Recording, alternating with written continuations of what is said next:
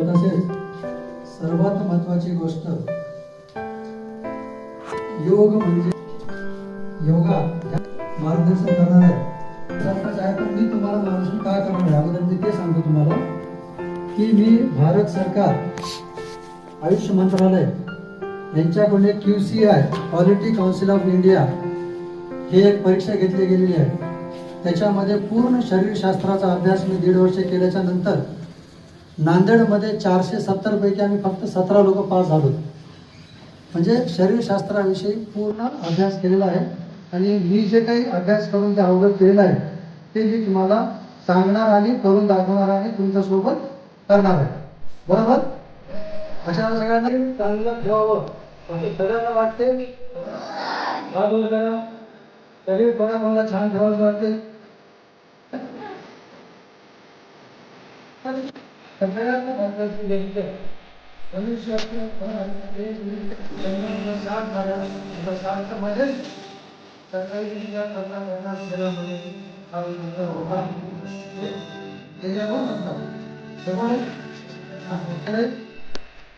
याचे कारण काय आणि याच्यावर मार्ग काय कसं झालं आजकाल शरीर असलं काय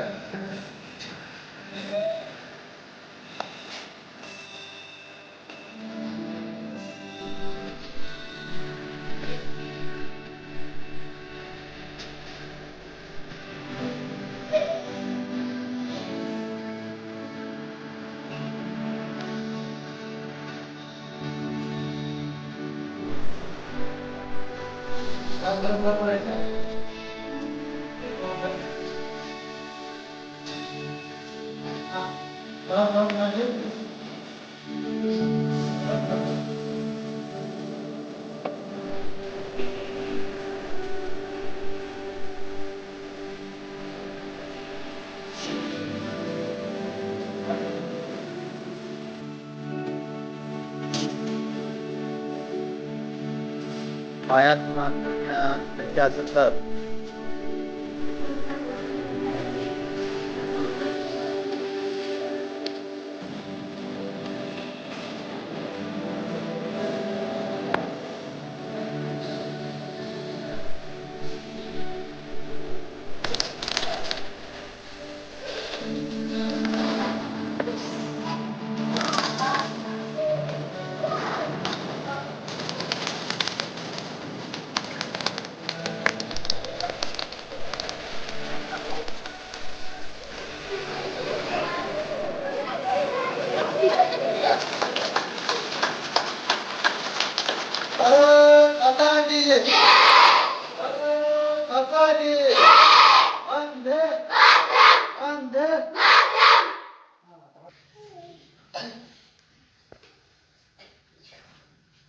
ज्यांना कोणाला पाठीमध्ये मानेमध्ये त्रास असेल त्यांच्यासाठी अत्यंत उपयुक्त.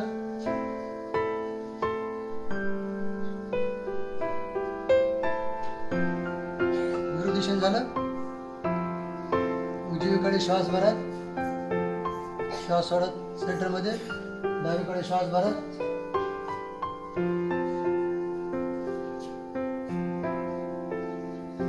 डाव्या खांद्यावर उजव्या खांद्यावर श्वास सोडत खाली श्वास भरत वर.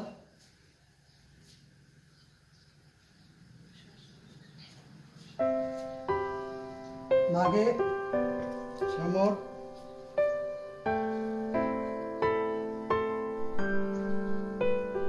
श्वास भरून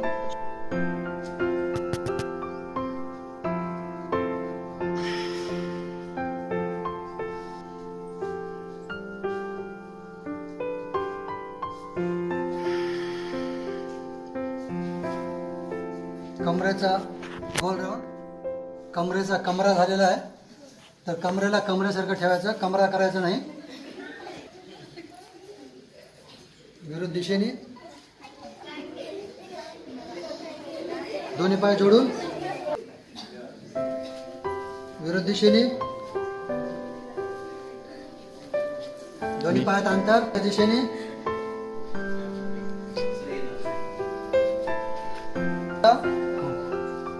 वर बघायचं आकाशाकडे, दोन्ही पाय जोडून घ्यायचे, आकाशाकडे वर बघायचं आणि हात फिरवायचे पूर्ण मानेपासून कमरेपासून पाठीपर्यंत पूर्ण व्यवस्थित चांगल्या प्रकारे व्यायाम होते.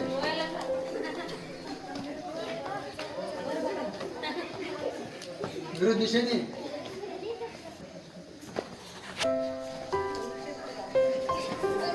झालं. हा, दोन्ही हाताने एकदाच.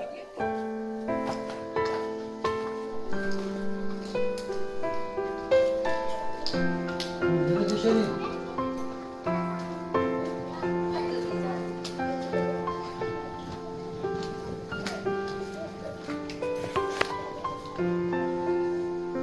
ताडासन. उंची वाढते, शरीरातील फॅट्स कमी होतात, एकाग्रता वाढते, कॉन्सन्ट्रेशन चांगलं राहते, अभ्यासामध्ये मन लागते.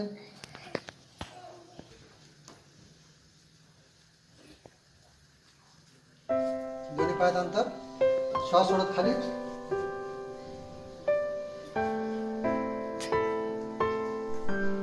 विरुद्ध दिशेने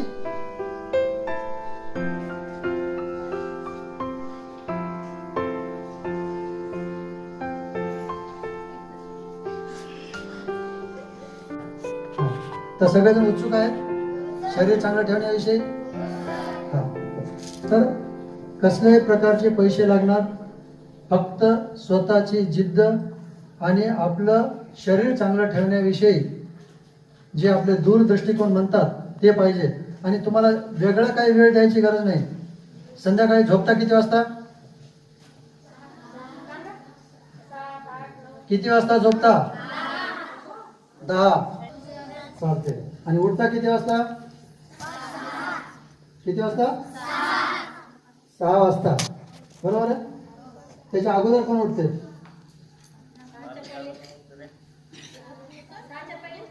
एक विनंती आहे तुम्हाला की तुम्ही जे 6 वाजता उठताना स्वतःसाठी म्हणून 5 वाजता उठायचा प्रयत्न करायचा. बरोबर आहे. तुम्हाला चांगलं मोठं व्हायचं. त्यानंतर 3 महिन्याला एक वांग लागते. ते वांग लागल्यावर सुद्धा त्याला वेळेत तोडून घरी आणावं लागते. त्याला चिरणे, मसाला भरणे, फोडणी देणे, तेल मीठ मिरची, तर एक वेळेसची भाजी खायला मिळते. हे आहे एक वेळेसच्या वांग्याची प्रक्रिया. तर आपणाला आयुष्यभर जर आपलं शरीर चांगलं ठेवायचं असेल तर आपलं स्वतःचं लक्ष स्वतःवर द्यावं लागेल की नाही? हा, तर दुसरा कुठलाच वेळ द्यायचा नाही. तुमच्या झोपीतला जे 5 ते 6 1 तास वेळ आहे तेच वेळ द्यायचं. बरोबर आहे. हा, आणि हे स्वतःसाठी द्यायचं. हा, योगा म्हणजे काय? जीवन जीने की कला. फक्त आपण जे करतो त्याला एक शिस्त आणि नियम लावायचा आहे. बरोबर. हा,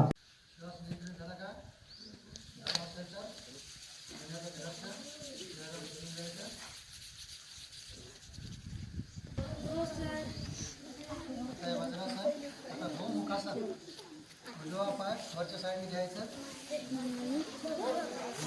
जो पाय वरून आहे तो हात वरून घ्यायचा आणि मागच्या साईडला मूठ बांधायची. आपल्या गावात सुधार नाही रे काढायला पुन्हा.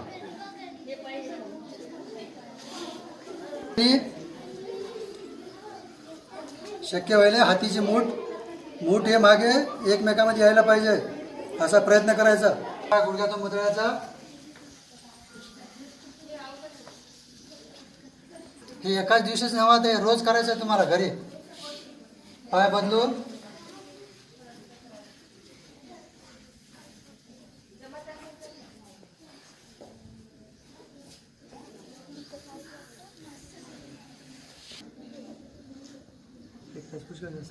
उच्चार. हा,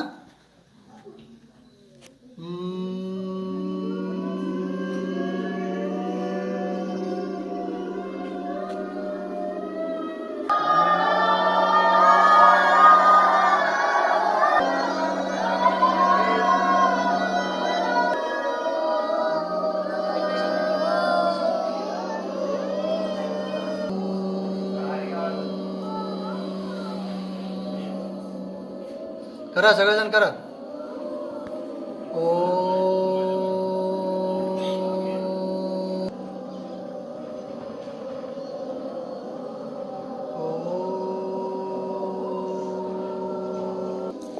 शांत. प्रणव द्या. अलगद डोळे मिटलेले. सरळ सहज भाव. 3 वेळेस ओंकार. पूर्ण श्वास भरायचा.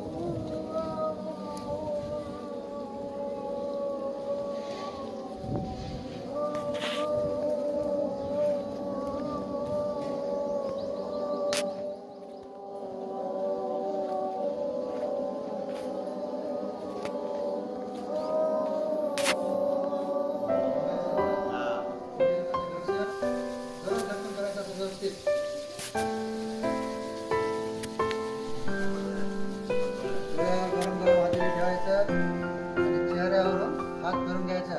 फिरवते वेळेस हे असं फिरवायचं नाही, हे असे खालून वर फिरवायचं. बरोबर. आता जेवण करून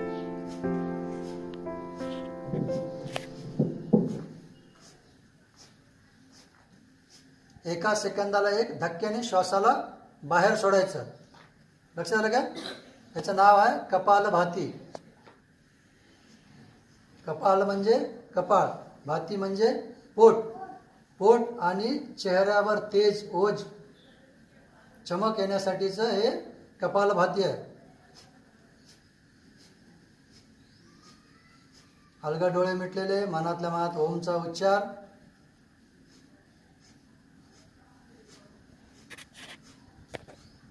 सरळ सहज भाव. सकारात्मक दृष्टिकोन. पूर्ण स्वतःचं लक्ष स्वतःवर, आपल्या शरीरावर लक्ष द्यायचं. ज्यांना कोणाला गॅसेसचा जर त्रास असेल, पित्त म्हणजे पचन न होण्याचा, त्यांच्यासाठी हे वरदान आहे. जेव्हापासून तुम्ही करायला सुरुवात केलात त्या दिवसापासून तुम्हाला त्याचे रिझल्ट यायला सुरू होतात. कपालभाती एका सेकंदाला एक धक्क्याने श्वासाला बाहेर सोडायचं. मेडिकल मधले औषध गोळ्या हे फक्त शरीराचा टाइमपास करतात. तुम्ही कुठलीही क्लिप काढून पहा, आजार हे कमी होत नाही. एक वेळ झाला की त्याचा विषय मिटला. आजार कमी करण्याची ताकद फक्त निसर्गामध्ये आणि आपल्या शरीरामध्येच आहे. जर आपल्या निसर्गाला आणि आपल्या शरीराची जर ताळमेळ लावलोत तर आपण चांगल्या प्रकारे आयुष्य चांगल्या शरीरानं जगू शकतो. कपालभाती करायलेत का?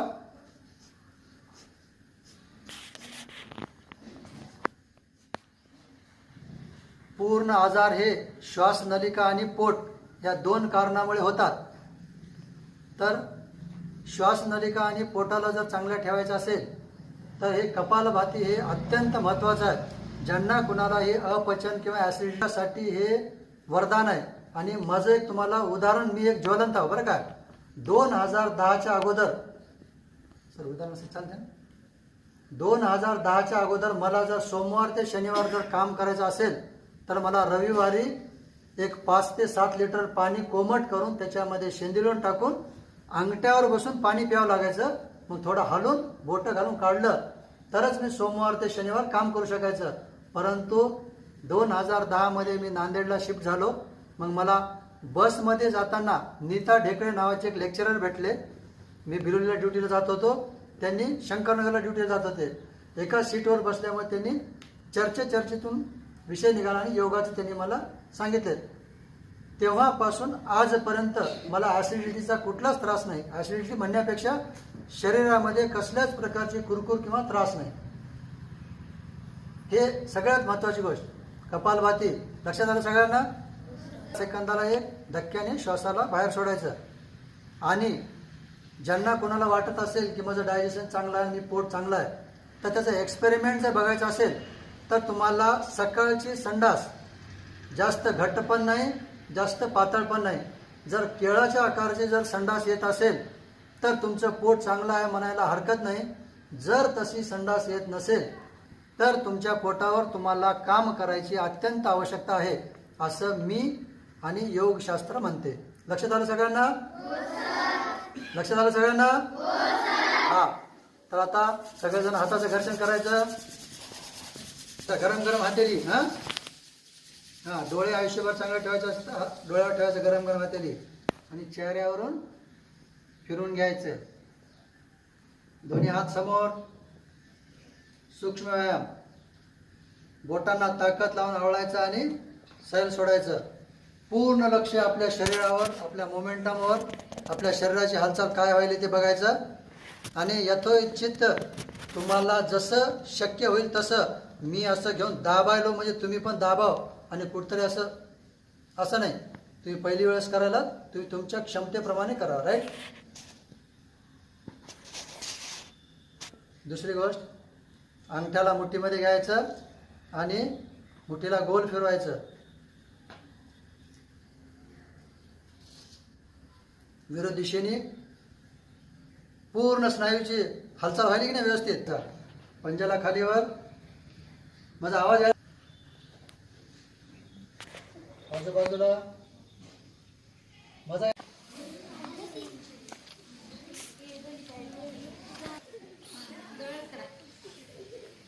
आमच्या लहानपणी दळण होतं, तुमच्या वेळेस गिरणी आल्यामुळे तुम्हाला माहित नाही.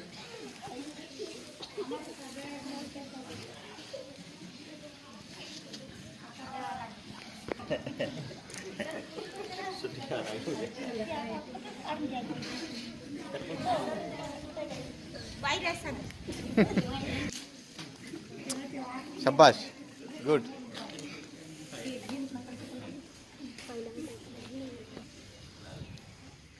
आपलं कारण का आपलं आयुष्यभर हे आपल्या शरीराचं वजन घेऊन चालतात. आपल्या पायावर आपण विश्वास ठेवायचा.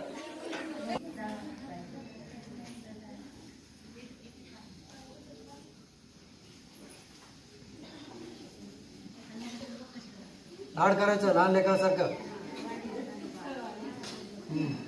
आणि अशी पप्पी घ्यायची. म्हटलेले आता हे मोमेंट लक्षात घ्या. आता हे आपल्याला अनुलोम विलोम करायचं आहे. हे असं, हे दोन बोटं अंगठ्याच्या बाजूचे मध्ये घ्यायचे. हे दोन बोटं असे, हे उजव्या नागपुडीवर फक्त असं असं दाबायचं नाही त्याला. फक्त ह्या नागपुडीला असं प्रेस करून बंद करायचं. डाव्या नागपुडीतून पूर्ण श्वास घ्यायचं. उजव्या नागपुडीतून पूर्ण श्वास सोडायचं. उजव्या नागपुडीतून पूर्ण श्वास घ्यायचं. डाव्या नागपुडीतून पूर्ण श्वास सोडायचं. याला म्हणतात अनुलोम विलोम. अनुलोम विलोम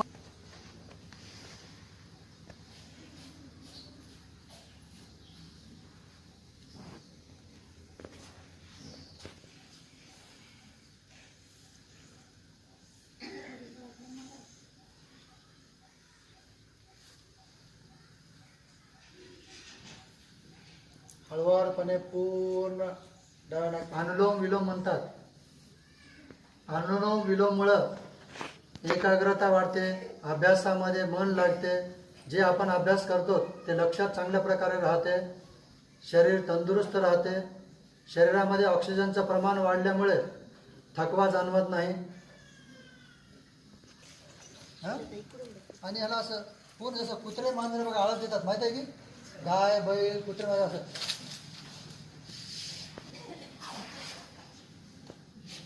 असं करून डाव्या कुशीमध्ये यायचं.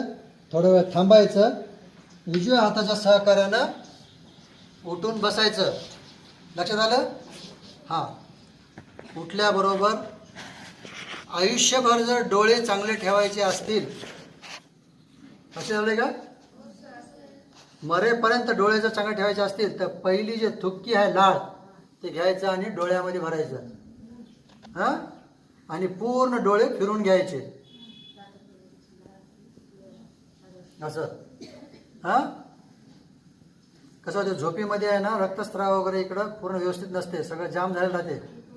तर पहिली लाळ हे डोळ्यामध्ये भरून घ्यायचे आणि जिथं कुठं तुम्हाला जखम असेल, जिथं कुठं काही त्रास असेल, त्वचेची बिमारी असेल, तर तिथं सुद्धा आपण थुका लावून थोडंसं चोळून घ्यायचं. बरोबर आहे? हां, म्हणजे काही असेल आता ते कुठलेही जर त्रास असेल शरीरामध्ये तर पहिली थुकी डोळ्यात लावल्या. मग आता आपण जे काही आता आपला आजचं दिनचर्या आहे किंवा फ्युचरमध्ये आपली प्लॅनिंग आहे बरं का, त्याच्याविषयी 2 मिनटं. बघा, सगळा खेळ कुठं आहे? दिमागमध्ये आहे. बरोबर आहे? आजपर्यंत तुमच्या तिरकसवाडीमध्ये मी आलो का? नाही. का आलो नाही? कारण की मी विचारच केला नाही तिरकसवाडीला यायचा. बरोबर आहे? हा, तर मी आज तिरकसवाडीला जायचं हे रात्री विचार केला, त्याच्यानंतर प्रक्रिया घडली की मला तिरकसवाडीला यायचं आहे. बरोबर आहे? तर सगळा खेळ कुठं आहे? दिमागमध्ये आहे. तर मग आजची आपली दिनचर्या काय राहील की देवाला एक धन्यवाद माना की देवा, आज असे काही भरपूर लोक आहेत की ते आज अंतराळातून उठले सुद्धा नाही, पण आपण उठल्या, धन्यवाद.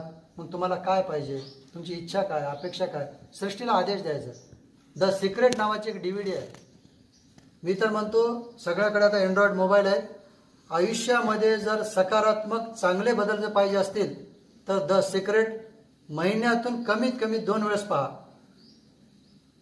काय आता मी, माझी मिसेस, माझे लेकरं बघतात, ते जे म्हणलं तेच कॉलेज आहे त्यांना. मुलगी मुंबईला म्हणली, मुंबईलाच आहे. पोरं पुण्याला म्हणले, पुण्यालाच आहे. हे त्याची ताकद आहे. तुम्ही एक वेळेस त्याला व्हिज्युअलाइज, व्हर्बलाइज, व्हायटलाइज, तुम्ही पहिले त्याचा विचार करा, त्याचं स्मरण करा, मग ते होईल. हां, मग ते झालं की मग असं पूर्ण हात फिरवायचा डोळ्या करून. मग आता इथून उठल्याच्या नंतर पहिलं किचनमध्ये गेलं की गुणगुणा पाणी शरीराच्या टेम्परेचरनुसार, उन्हाळा असेल जे काही भांड्यातलं पाणी आहे ते पाणी 2 ग्लास 3 ग्लास जे काय असेल ते, छोटे आहो तुम्ही 1-2 ग्लास, मोठे असाल 1-2-3 ग्लास. हां, जसं चहा पिता तसं पाणी प्यायचं. हे जे तुका आहे ना, हे जे लाळ आहे ना, ह्या लाळाला एवढं महत्त्व आहे की ते आपल्याला एवढं महत्त्वाचं कोणी सांगितलंच नाही. डॉक्टरकडे गेलं, हे आजार, हे गोळी, चल निघ, याच्याशिवाय दुसरं आपल्याला काही सांगितलं नाही. परंतु हे कशामुळे व्हायलंय आणि होऊ नये म्हणून काय करावं लागते ह्याच्याविषयी कोणाचं लक्ष नाही. तर आपण जे इथे योगा करायला बसलो ना, ते बेसिकला आपण लक्ष देण्यासाठी बसलो आहोत. बरोबर आहे? तर कुठपर्यंत होते आपण? तुम्हाला लक्षात आहे, त्याला काहीच लक्षात नाही. त्याचं पाणी पिण्यापर्यंत आले आपण. आता सकाळी उठल्या, लाळ लावल्या, जे गट मार लागलं, काय करते पहिले ते चाटते, आणि जिथं बी ते चाटलं तिथलं दुःख वाढत नाही, ते दुःख लवकर निघते. बरोबर आहे? हां, त्याच्यामुळं लाळेला खूप महत्व आहे. लाळ वाया जाऊच देऊ नका. हां हां, मग नंतर पूर्ण झालं की मग आपलं जे काही ब्रश वगैरे करायचं ते ब्रश करायचं. आणि ब्रश करताना किंवा आता असं हे करताना कोणत्या बोटाने करता तुम्ही? ठेवता.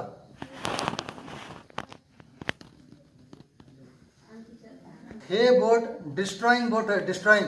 बघ, तुला दाखवतो आता, तुला मजाक वाटायला काय तुला?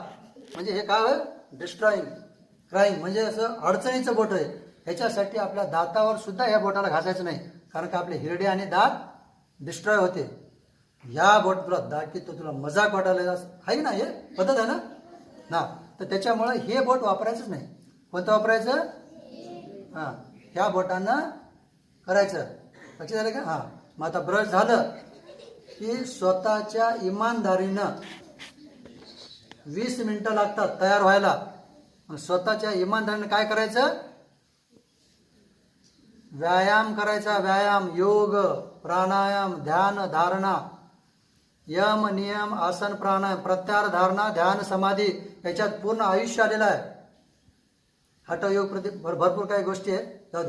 मग व्यायाम केल्या की मग नंतर आपलं स्नान करायचं फ्रेश. मग जे काय आहे ते शक्य होईल तेवढं, जसं जसं सूर्य उगवायला तसं तसं आपल्या जठरातील जठराग्नी प्रदीप्त होते. हां, मग 8, 8:30, 9 पर्यंत आपण जेवढं खाता येईल, जे खाता येईल ते खायचं. लक्षात आलं? हां, मग आता नंतर डबा घेऊन येता की घरी जाता जेवायला दुपारी, ते झालं. मग संध्याकाळी सकाळी जेवढं जेवलात त्याच्या दुपारी अर्ध, दुपारी जेवढं जेवलात त्याच्या संध्याकाळी अर्ध. सकाळी पोळ्या भाजी भात जर खाल्ल्या असाल तर दुपारी किती, एक पोळी थोडासा भात, आणि संध्याकाळी नाहीच्या बरोबर. सकाळी राजासारखं, दुपारी माणसासारखं, संध्याकाळी भिकाऱ्यासारखं. बरोबर आहे? हां, आणि संध्याकाळी जेवताना सुद्धा शक्य होईल तेवढं 6-7च्या आसपास जेवण्याचा प्रयत्न करायचा. आणि जेवण झाल्यावर हे वज्रासन ह्याच्यामध्ये बसण्याचा प्रयत्न करा. हे असं जर बसलं तर पूर्ण हे बॉडी लॉक होते आणि इथून हे जठर आग्नी जास्त लागते इथं आपल्याला. जेवल्यानंतर बघा काही काही लोकांना सुस्ती येते. बघा, सुस्ती येणे म्हणजे काय, की तुमच्या शरीरामध्ये ते ताकद राहिली नाही की ह्याला पचवण्याची किंवा त्याला ऊर्जा देण्याची. जठर अग्नीच्या प्रवृत्त होते ना ते. आणि अजून एक नियम आहे, जेवण होण्याच्या 40 मिनिटं अगोदर 2 ग्लास पाणी प्यायचं. जेवणामध्ये फक्त अर्धा ग्लास किंवा 2 घोट बस. मग जेवण संपल्यावर 1 तासानंतर पाणी प्यायचं. तुम्ही एवढं जर नियम केला तर तुमची ॲसिडिटी गायब होऊन जाते. कपालभाती आणि हे पाणी पिण्याचे नियम जर करता जेवणाबरोबर जर आपण गट जर पाणी पिलो तर आपण ते म्हशीला आंबवून घातल्यासारखं होते.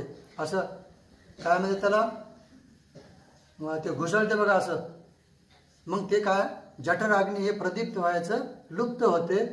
आणि मग ते आपल्या अन्नाला चांगल्या प्रकारे फोडून त्याचा पाचक तयार होण्यापेक्षा ते मग वेगळंच होते. आणि ते अन्नाला कॉम्पॅक्ट मिळणार. मग त्याच्यापासून vitamins, minerals, proteins, good fat, fibre, पाणी हे बॉडीला प्रोव्हाइड होणार. मग पोट खराब होणे, गॅसेस होणे, त्रास होणे, हे असा त्रास सुरू होतो. बरोबर? 40 मिनिटं अगोदर, 40 मिनिटंच का म्हणायलो जेवणाच्या अगोदर, ते लिव्हर ब्लॅडरपर्यंत पाणी म्हणजे युरिनमध्ये कन्वर्ट व्हायला 40 मिनिट लागतात. त्याच्यामुळे 40 मिनिटं अगोदर, जेवण झाल्यावर 1-1.5 तासाच्या नंतर. हां,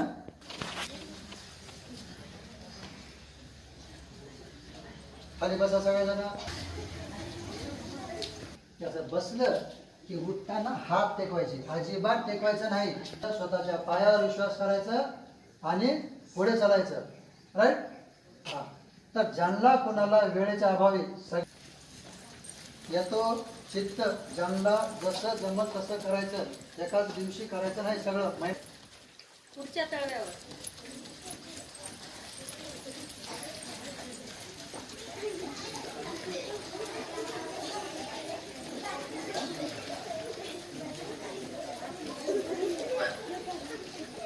हे पाय हे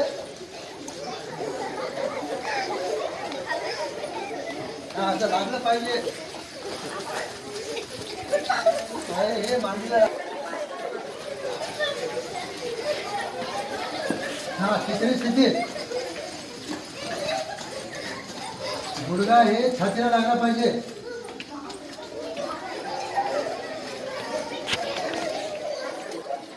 चौथी स्थिती, शरीराचा घोडा पळवायचा, त्याची लगाम आपल्या हातात ठेवायची. शरीराला सैरा वैरा पळू द्यायचं नाही इकडं तिकडं.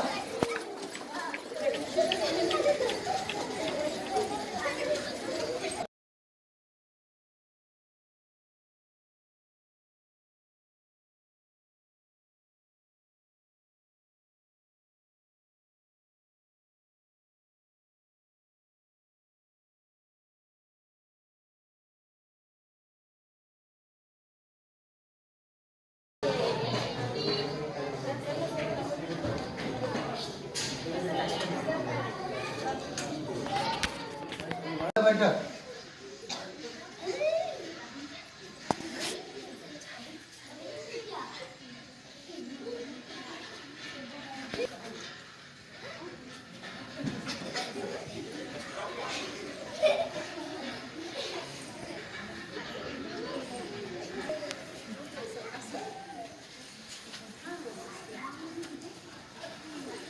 श्वास भरत वर बघायचं, श्वास खाली.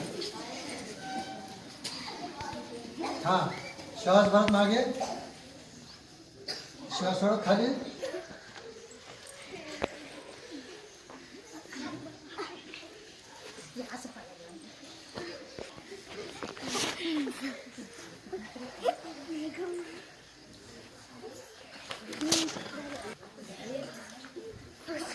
पायात थोडं अंतर घ्या शक्य असेल तर. श्वास सोडत खाली.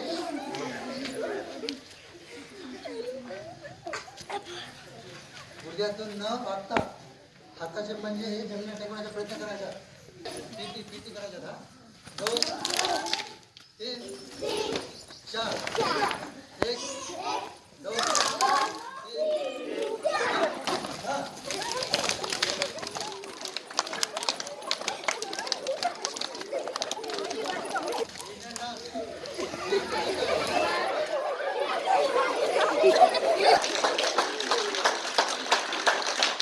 भारत माता की.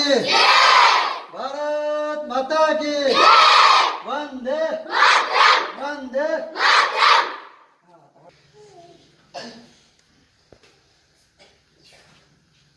ज्यांना कुणाला पाठीमध्ये मानेमध्ये त्रास असेल त्यांच्यासाठी अत्यंत उपयुक्त.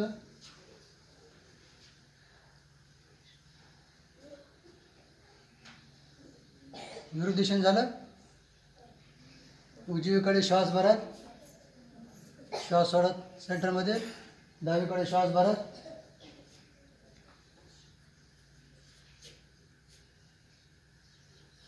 डाव्या खांद्यावर, उजव्या खांद्यावर. श्वास सोडत खाली, श्वास भरत वर.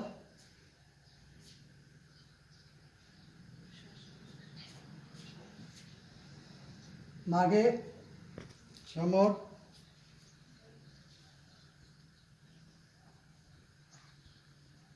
श्वास भरून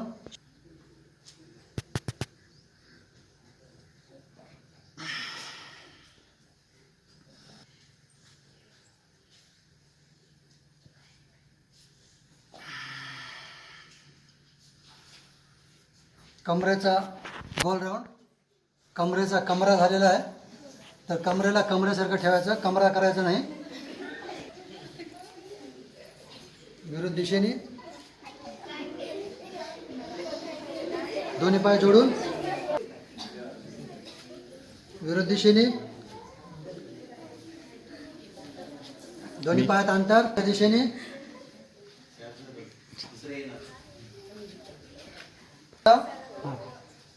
वर बघायचं आकाशाकडे. दोन्ही पाय जोडून घ्यायचे, आकाशाकडे वर बघायचं आणि हात फिरवायचे पूर्ण मानेपासून कमरेपासून पाठीपर्यंत. पूर्ण व्यवस्थित चांगल्या प्रकारे व्यायाम होते.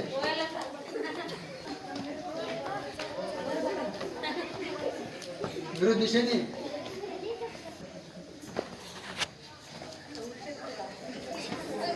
झालं. हा, दोन्ही हाताने एकदाच.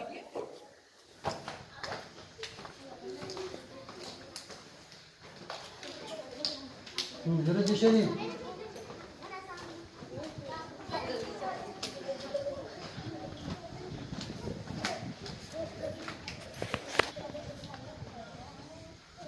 ताडासन.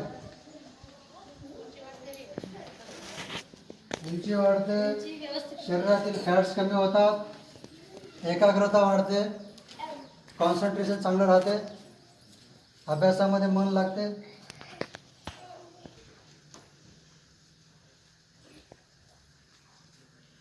दोन्ही पायात अंतर. श्वास सोडत खाली.